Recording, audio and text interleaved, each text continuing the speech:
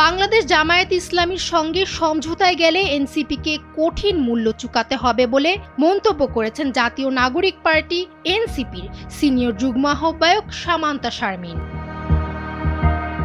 জামায়াতের সঙ্গে জাতীয় নাগরিক পার্টির জোটবদ্ধ হওয়ায় কড়া বিরোধিতা করে ফেসবুকে পোস্ট দিয়েছেন জাতীয় নাগরিক পার্টির সিনিয়র যুগ্ম আহ্বায়ক সামান্তা শারমিন। সেই সঙ্গে নিচে যুক্ত করেছেন এনসিপির আহ্বায়ক নাহিদ ইসলামের দেওয়া একটি স্ট্যাটাস, যেখানে মূলত নাহিদ ইসলাম বাংলাদেশ জামায়াতে ইসলামী এবং তাদের প্রস্তাবিত আনুপাতিক প্রতিনিধিত্ব ব্যবস্থার আন্দোলনের কঠোর সমালোচনা করে।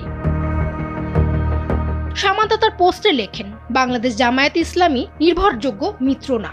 তার রাজনৈতিক অবস্থান বা দর্শন সহ কোনো সহযোগিতা বা সমঝোতায় যাওয়া এনসিপিকে কঠিন মূল্য চুকাতে হবে বলে আমি মনে করি।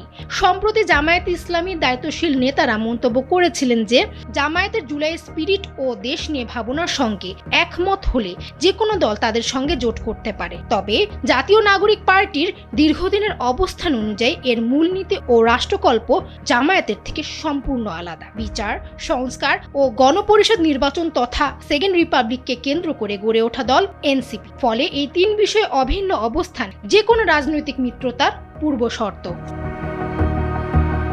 নিজের অবস্থানকে দলের গত ১.৫ বছরের অবস্থানের সঙ্গে সামঞ্জস্যপূর্ণ উল্লেখ করে তিনি বলেন, নিম্নকক্ষে পিআর ব্যবস্থার আওয়াজ তুলে সংস্কার প্রক্রিয়াকে ব্যাহত করায় লিপ্ত হয়েছিল জামায়াত। এ কারণে এনসিপির আহ্বায়ক ইতোপূর্বে স্পষ্ট করেছিলেন যে যারা সংস্কারের পক্ষে নয় তাদের সঙ্গে জোট সম্ভব নয়। সেই ঘোষণা অনুযায়ী জুলাই পদযাত্রার পর থেকে ৩০০ আসনে একক প্রার্থী দেওয়ার সিদ্ধান্ত নেওয়া হয় এবং এনসিপি স্বতন্ত্রভাবে নির্বাচন করবে এই মর্মে সারা দেশ থেকে প্রার্থীদের আহ্বান জানানো হয়।